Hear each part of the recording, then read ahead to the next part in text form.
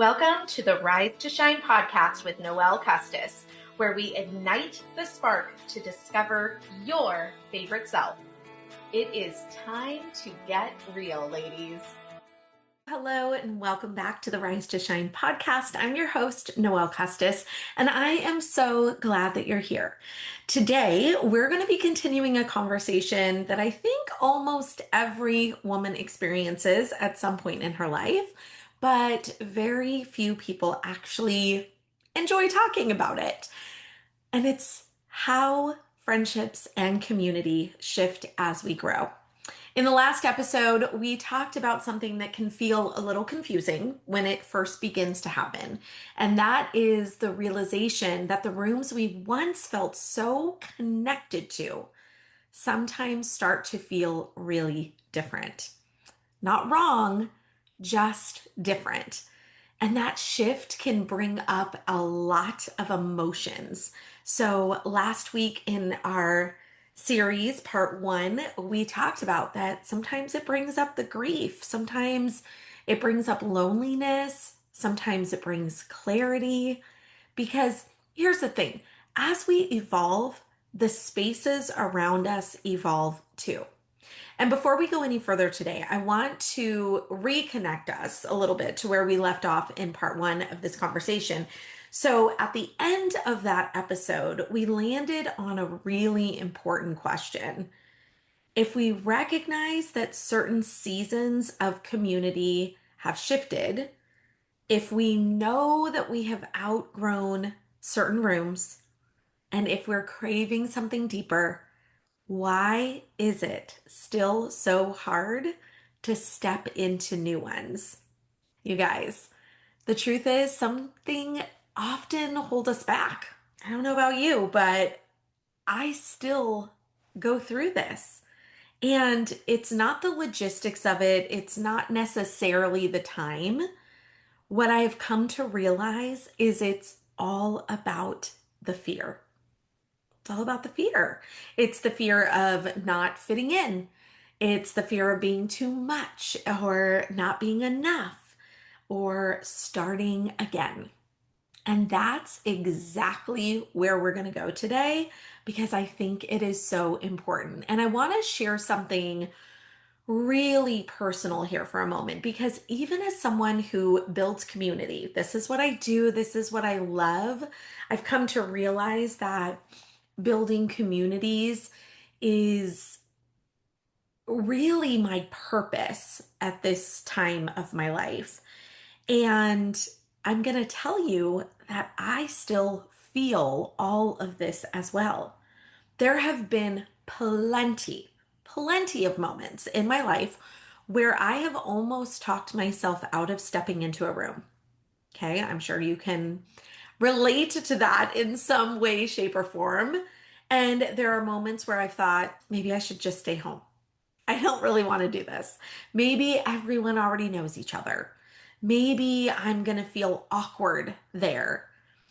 And if I'm really, really honest with you, which of course you know me, I'm going to be, sometimes the voice in my head will say, what if you don't belong there?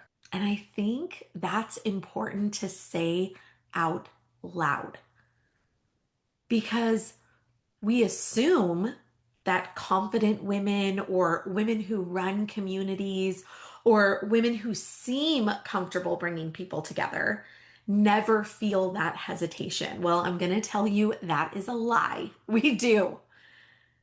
The difference isn't that the fear disappears, it's that we choose not to let that fear make our decision for us. It's that choice that we say, nope, we're not going to do it. And almost every meaningful community I've been a part of started with that small moment of just having courage and going, okay, I'm just going to do it. And you guys, this goes for virtual as well. Okay. But I will say walking into a room, and you know what? I'm going to also say getting onto a Zoom for the first time in a new community and saying hello, staying for the conversation, whether you're in person or virtual, it is not always something that you just automatically feel comfortable.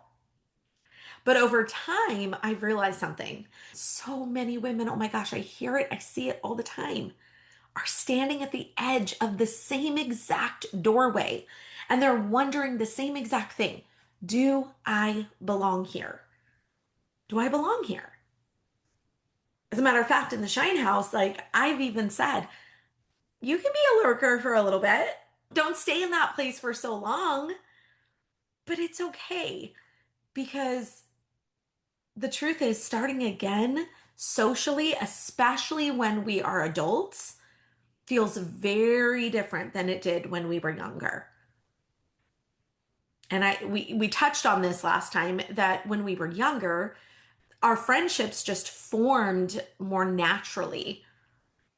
You met people through school, you met people through work, through your kids, neighbors, playgroups, all the things, and you were surrounded by all of these people that were in similar seasons of life.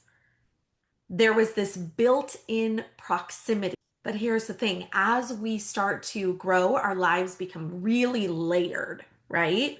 So things start to happen. People start to move. Sometimes we change our careers. Sometimes your families grow. Like for me, my kiddos were several years apart, 7 years apart. So I had all these friends from my daughter's group of friends, and we all hung out because my little guy, he was little. And so I hadn't really like connected with a lot of those moms because I was a working mom. And again, oh my gosh, you guys, I just have to share this because I remember this longing that I would be like, why aren't there any mom groups that meet in the evenings for those of us that work all day? There was all these cool mom groups doing things during the day. They were meeting for coffee. There was stroller strides where they got to go and take walks together. And I was like, I have to drop my babes off at daycare because I got to get to work.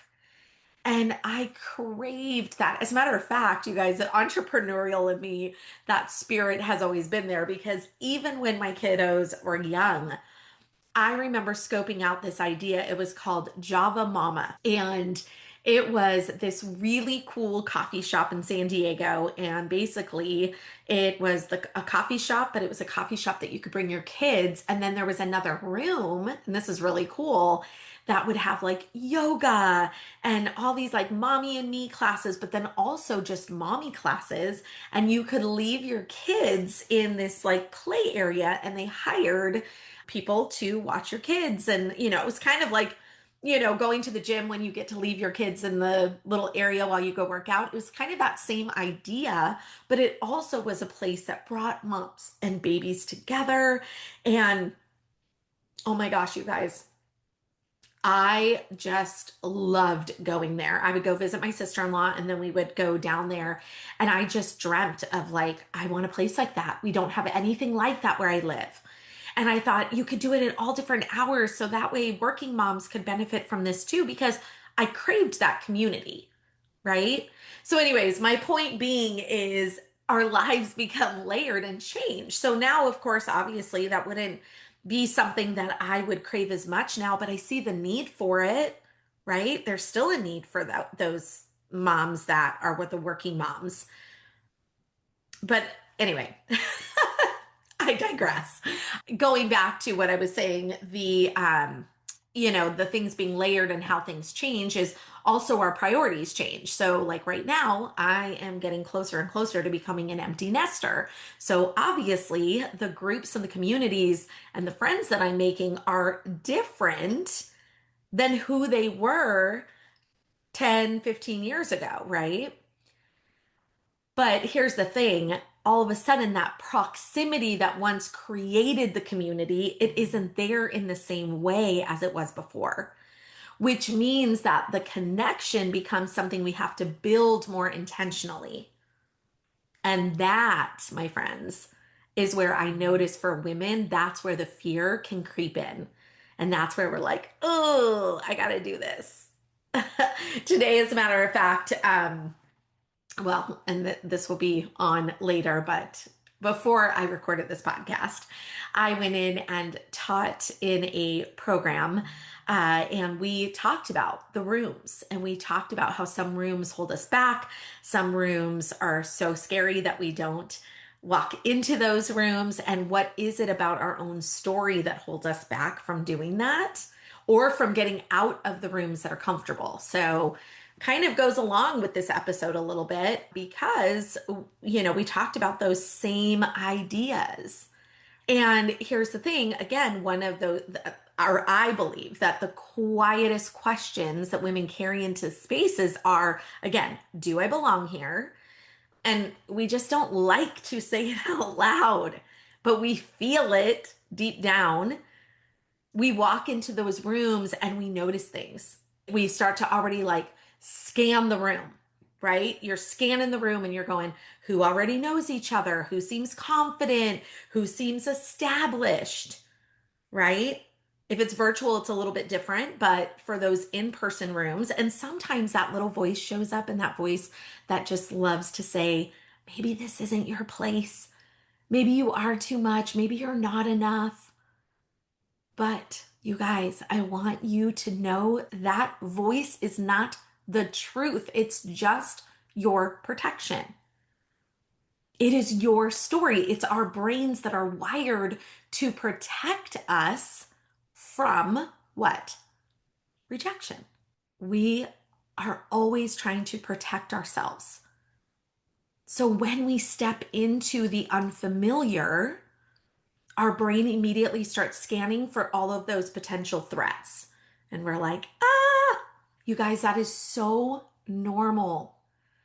But it doesn't mean that we have to stop showing up. So, another thing that I've come to realize is that every meaningful community that I've been a part of has required a moment of courage at the beginning. So maybe it's a networking group and you have to do your little pitch. Maybe it's just walking into a room and saying hello and introducing yourself for the first time. Because someone had to walk into the room for the first time. Someone had to start the conversation.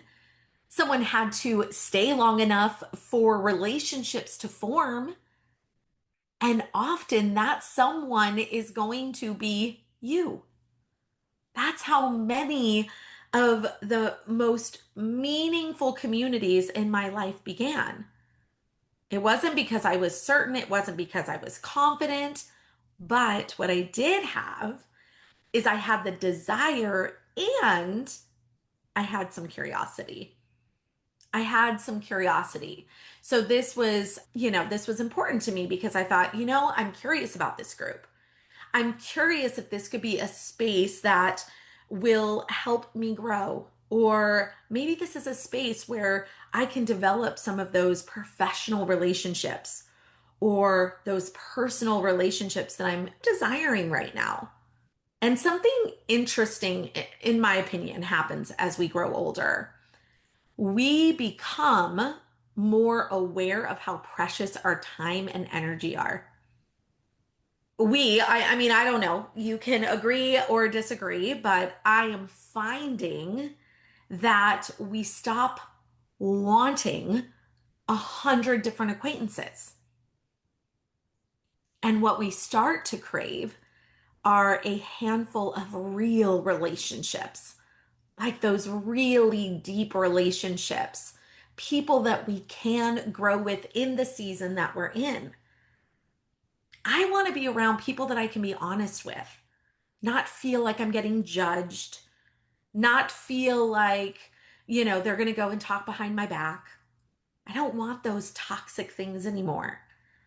I want the people who encourage me to keep becoming who I am meant to be.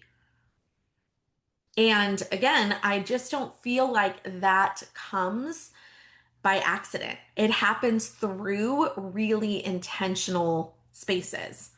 I do believe that. I believe it comes with very intentional spaces. So, one of the reasons, and this is why I feel like I have become so passionate about building intentional spaces for women, not just social gatherings. I love those too. I do feel like we are craving that more and more post pandemic, I guess we'll call it. We got real comfortable staying home. I think we were exhausted, to be honest with you. And then we just got even more tired through that experience. And then it was hard to get out of that. It was hard to get out of that. I feel like we're still kind of climbing out of it, but it is happening. But I really love creating intentional spaces where growth happens, where mentorship happens, and connection. And they can all exist cohesively, they can all exist together. And what I really love to focus on are these spaces that are really designed for the women who are navigating full lives and that they can come together and support one another. Because the truth is, becoming the woman you're meant to be is much easier when you're not doing it alone. I really, really believe that. And again, it doesn't mean you have to have that 100 acquaintances, but it's nice when you feel like you're not doing life alone, especially when you're going through tough seasons, if you're going through transitional seasons, if you're going through expansion seasons. This is when you don't want to be sitting alone doing that. And I want to share something that might feel comforting if you're in this season, if you're in one of those seasons. It's okay if your community looks different than it used to. It's okay if your circle is smaller. It is also okay if you're in that like rebuilding phase. Don't beat yourself up over it, because here's the thing, it doesn't mean that you've lost something. Most of the time, it just means that you're making sense of making space. So you're making sense of making space for something more true to you, more aligned to you. And that's where I go, don't beat yourselves up over this, because again, I know there's a little bit of grief when things have changed and you've like looked back on things, but what if we looked back on some of that with fond memories as opposed to having grief around it? Maybe it's like, man, that was one of the most magical seasons of my life when I got to hang out with my daughter's friends' moms, and we had this little like group that we did so many things together. I can look back on that and I can smile and I can be grateful.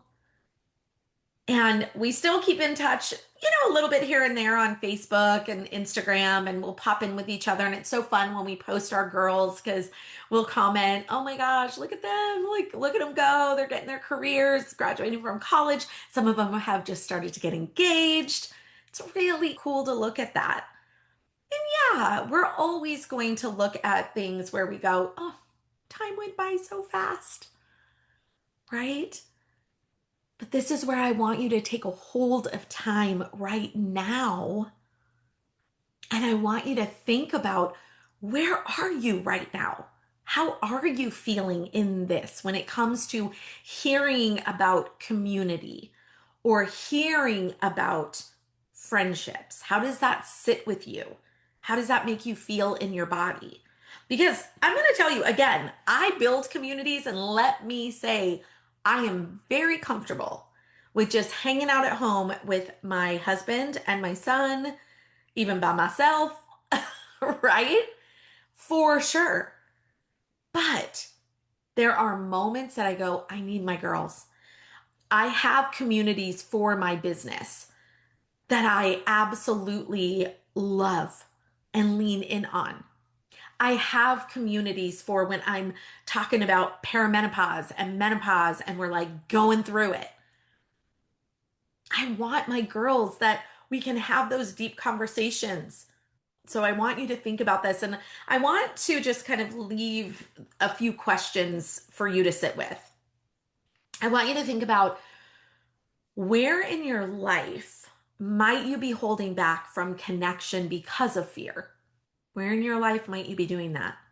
I also want to ask, what kind of community do you truly desire for yourself in this season? Doesn't have to be a lot. Just what is one community or one kind of relationship that you're truly desiring in this season of life? And what might change if you allowed yourself to step into spaces that support that vision? Because again, sometimes the next chapter of belonging begins with one small, brave step. I know it sounds cliche, but it's so true. It is so true. I'm telling you, I have an in person group here in the desert where I live, Southern California. And it is so interesting to me because there are women who have been sitting on the fence to join forever. And it's like, and it's always these, oh, well, I'm not sure if I'll have time, or yes, I definitely want to join. And then, they kind of like back off from it for a little bit. 9 times out of 10, they always end up joining. And when they do, they go, darn it, why didn't I do that sooner? I will probably bet it's fear. It's like, gosh, do I make this investment in myself? And is it going to be all that it's cracked up to be? Is that going to be the right room for me? Am I going to fit in with people? I mean, I guarantee you, and maybe that's what I need to do. Maybe I need to just simply go back and go, what is it? Well, and I do this, but I'll say, like, what is it that's holding you back? What is it that I can help you with to have clarity around this decision? And again, my community might not be meant for everybody, and that's okay. But these are typically the women that, like, honestly do not join anything. They just kind of do life on their own, or they have their friends and they kind of just rely on that, or they just stay comfortable. They stay comfortable because their own story, their own identity feels safe there. So, again, so interesting. But if this conversation has resonated with you, I would love if you could let me know that.